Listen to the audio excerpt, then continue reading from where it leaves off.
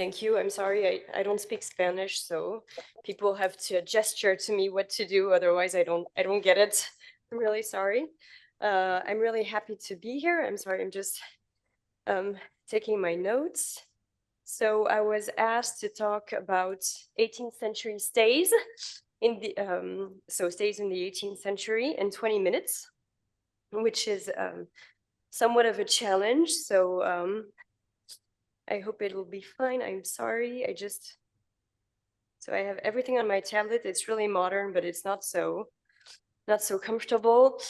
Before I start, and I shall start right away because 20 minutes is way too short, I want to thank all the team of the Congress, and especially Saga, whom I have had the pleasure of working with in the École du Louvre a couple of years ago.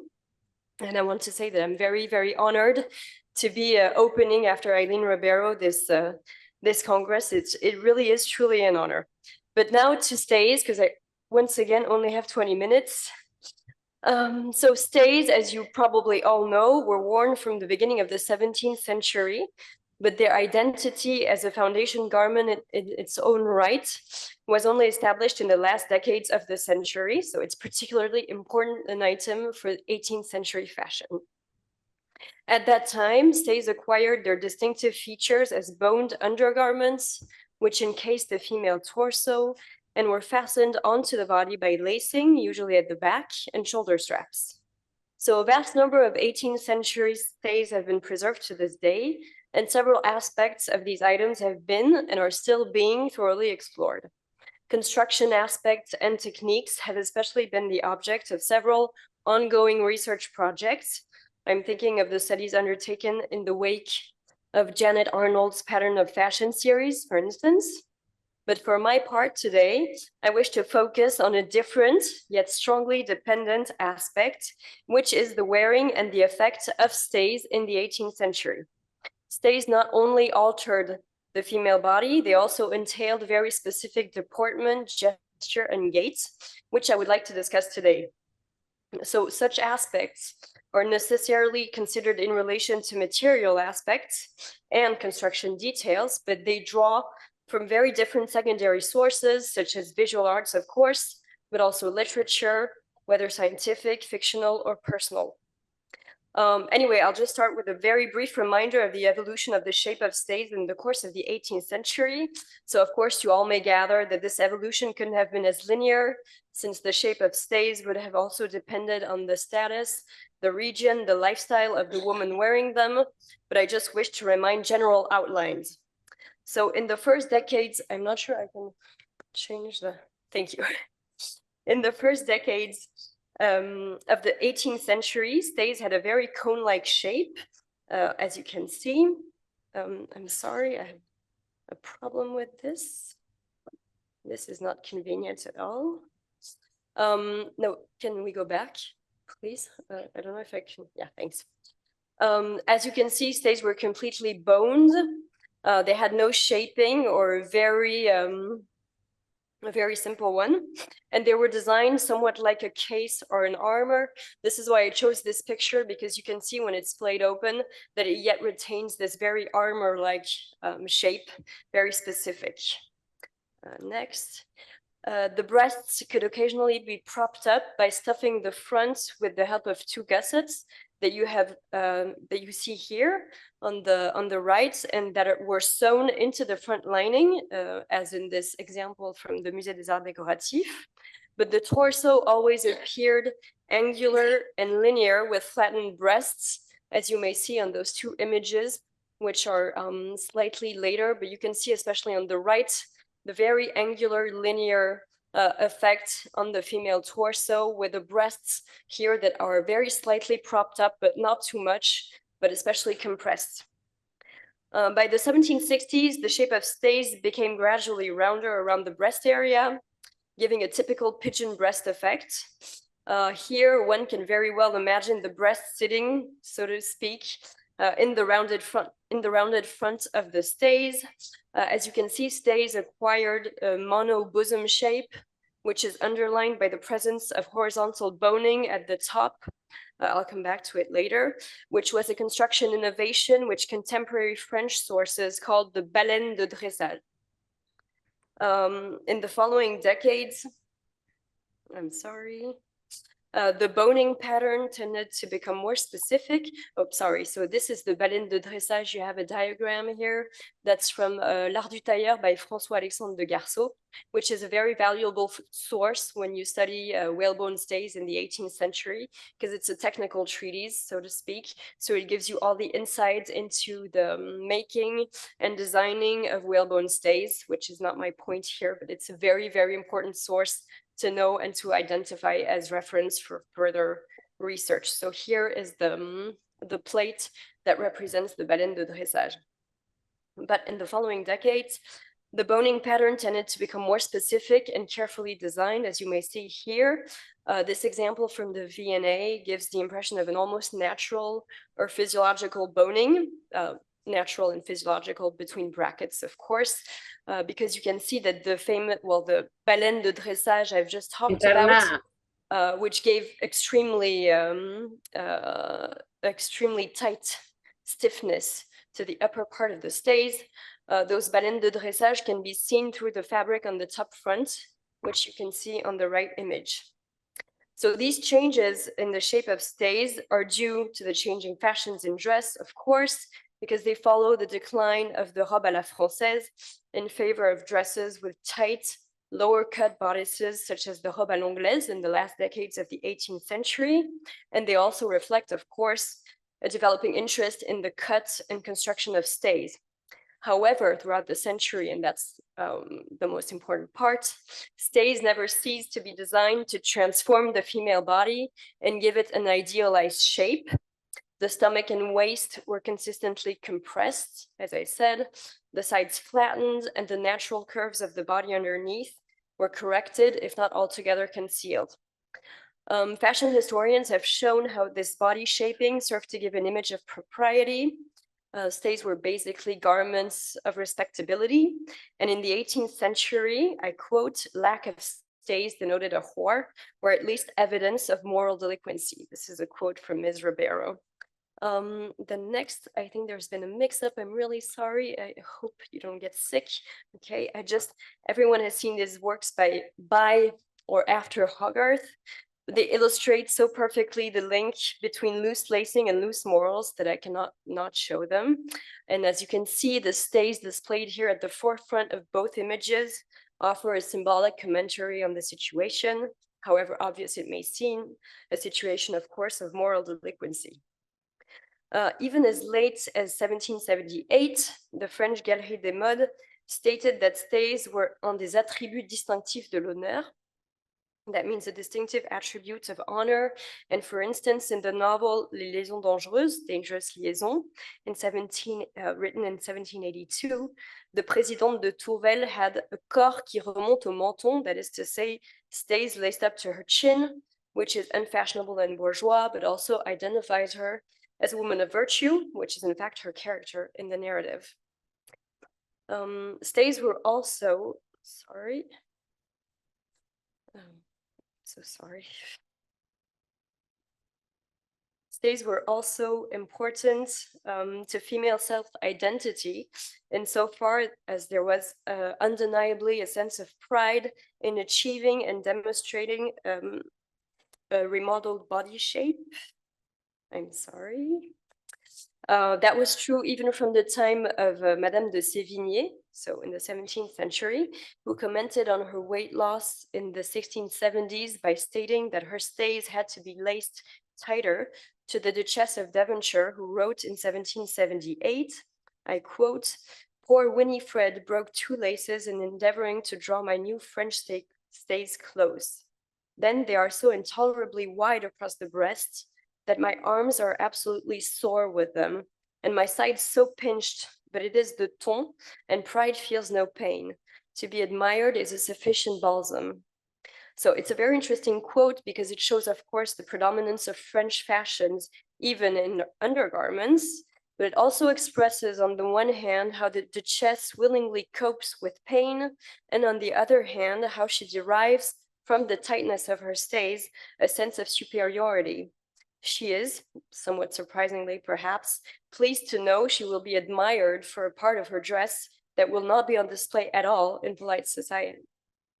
And in fact, women had such a sense of self-identity wearing stays that they tended to wear them throughout their whole life cycle, including their pregnancies.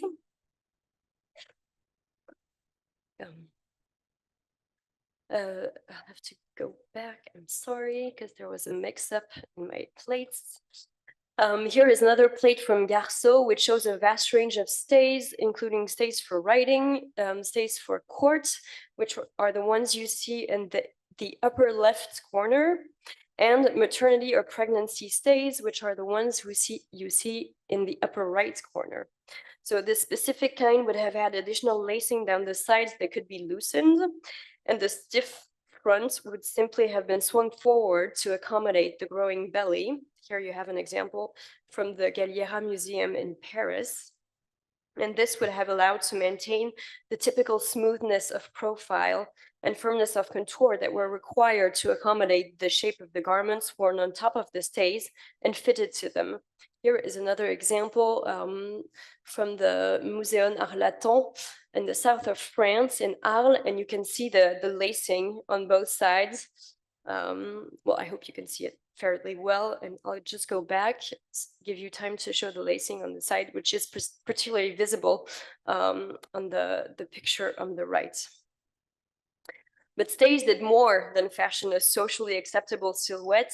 They also strongly influenced posture, deportment, and motion. And that is what I want to discuss in what way stays influenced motion. To begin with, the main feature of stays, which I haven't talked about yet, was the busk, which was a very rigid piece of wood or bone that was sewn in or inserted down the center front of the stays. It was usually really long, which probably accounts in part for the V-shaped fronts of most stays, and the busk extended down 10 to 15 centimeters under the waist. In fact, Garceau, him again, claims in his Art du Tailleur that stays are to be like a civil armor and that they shouldn't bend, and that is one of the reasons the busk is here. As a consequence, a woman wearing stays could not have slumped or bent forward, actually, or at least she couldn't have done so without a strain or without getting poked pretty badly in the sides. 18th century portraits sometimes provide interesting visual counterparts to illustrate this. I especially like this pastel by Lyotard on the left, because the young lady he depicts here seems to be sliding on the edge of her seat, and there's a stiffness, in my opinion, a very obvious awkwardness in her posture, which gives the sense of a busk-induced strain, which is very specific. Stays not only had busks, but they were boned really high in the back, and their straps were set far back. So by the middle of the century, as I said, larger pieces of curved whalebone were added horizontally across the top of the stays, which meant that they encompassed the entire breast area from armhole to armhole. So the shoulder blades were consequently flattened, and the shoulders were in turn rounded and forced back. So this resulted in a narrow, arched back and uplifted and very prominent bosom. The Comtesse de Genlis recalls that stays in her time had a way of, I quote, enlarging women's bosoms to an extraordinary extent by forcing their shoulders backwards, end quote. Alphonse Leroy, a French physician of the 18th century, the last decades of the 18th century, observed that shoulder blades, I quote, were arched to such an extent that one could easily place 2 fingers in the space that is left around the spine, end quote. As for the arms, I just quoted the Duchess of Devonshire, who confessed that hers were absolutely sore with her stays, and one can quite easily imagine the bruising she endured as a result.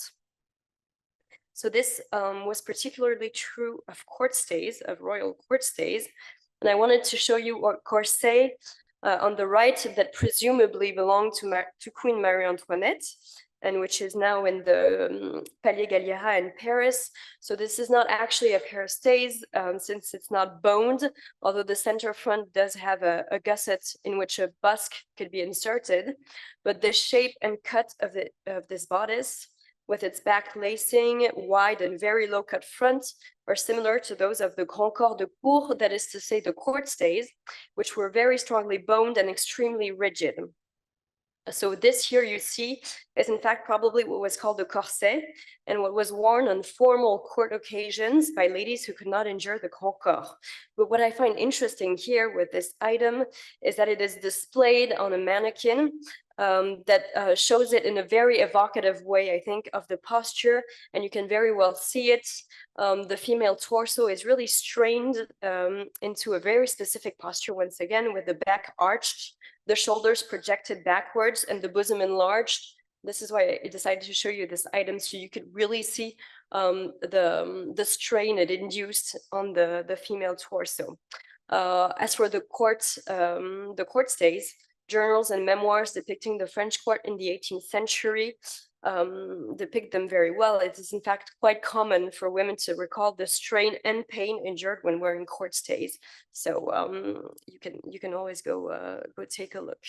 Now I'd like to discuss how those effects of stays on the female body helped reinforce the very precise standard of performance applied to motion in the 18th century. So of course, the modern idea of movement is a fairly simple one, but the 18th century concept was far more complex. Movement was the ultimate status symbol, and elegant movement was precisely the hallmark of aristocracy. It was an art that was especially admired in French aristocracy. As he was touring France in the 1760s, an Englishman observed that the French displayed, I quote, an ease and good breeding, which is very captivating and not easily obtained, but by being bred up from an early age, the whole body must be formed for it, as in dancing, while there is the pliability of youth. So this preoccupation to form the body made dancing masters an authority on posture and propriety, as they did not only teach dancing, but also instructed their students to stand and walk gracefully. Unsurprisingly, French dancing masters were acknowledged as the ultimate authority, and they taught in all cities and courts of Europe. Similarly, a wide production of choreography treatises was sparked in the 18th century in France, and those books also read as manuals of civility and etiquette, and they provide invaluable insight on the ideals of posture and carriage. So here you have two images. I chose to show you the book by Rameau, which was published in 1725, and its English translation underneath by John Essex, which was published only 3 years afterwards. And I chose very specific excerpts from both books, but I'll get back to it later. So such books also disseminated French standards of deportment throughout Europe, since it also inspired Spanish examples, which I have here. But there were also German or Italian versions similar to these. I've also quoted the same excerpts, or more or less similar excerpts, so you can see how close they are from the French to the English to the Spanish. I will not try and say it in Spanish, that would be ridiculous. So French dancing masters were thus responsible for making good manners in Europe uniform, and at the same time, they contributed to the diffusion of an ideal, which was eventually shared in all courts and cities.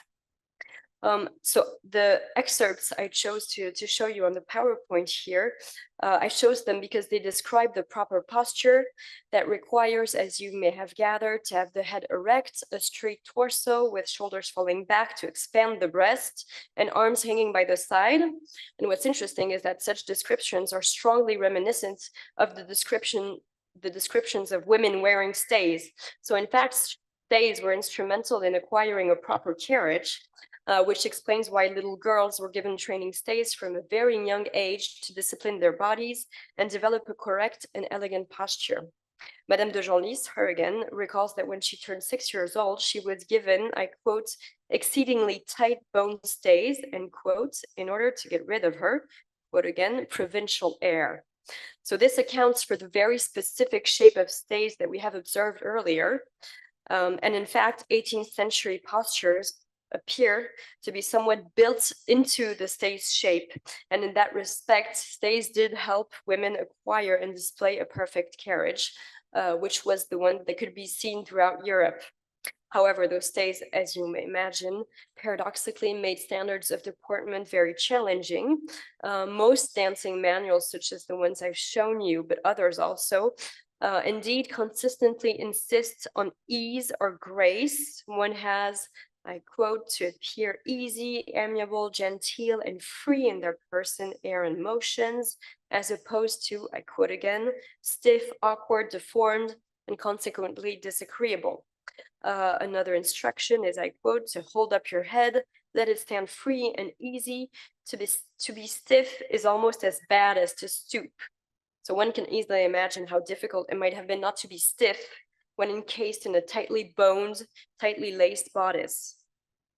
In his essay on the female body in the 18th century, historian Philippe Perrault has, I think, perfectly expressed this challenging dimension of fashionable dress in comparing the 18th century art of movement to a kind of stoic discipline, I quote. And he also argued that throughout the 18th century, fashionable undergarments, I quote, and this is a very bad translation from the French, and I'm sorry, reduced the female body to a mere frame on which the fabric of dress spanned like another frame, a fantasy body in place of the real one, which spoke a language of its own, un corps fantasmatique qui parle à la place du corps vrai, lui donne d'autres accents.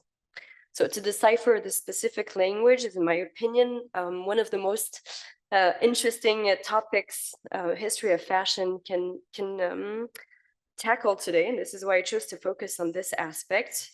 Of course, history of fashion relies on the sharp knowledge of clothing items, of their material aspects and construction techniques, yet it certainly would not be complete if it did not investigate as well the way clothes were actually worn and how they were set in motion in real life, which leaves ahead yet a very exciting field to explore for us all.